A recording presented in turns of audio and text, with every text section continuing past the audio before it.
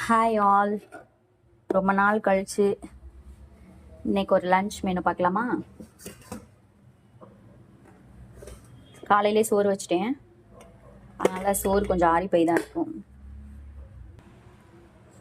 முள்ளங்கி, சவ் கத்திரிக்காய், பீன்ஸ், மாங்காய் இதெல்லாம் போட்ட சாம்பார். ஃபஸ்ட்டு மாங்காவை தூக்குறேன் பாருங்க.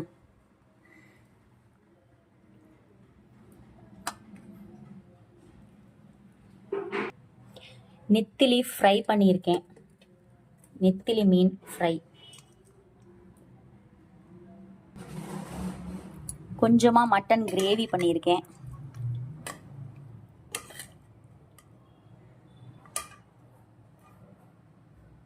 Mutton gravy,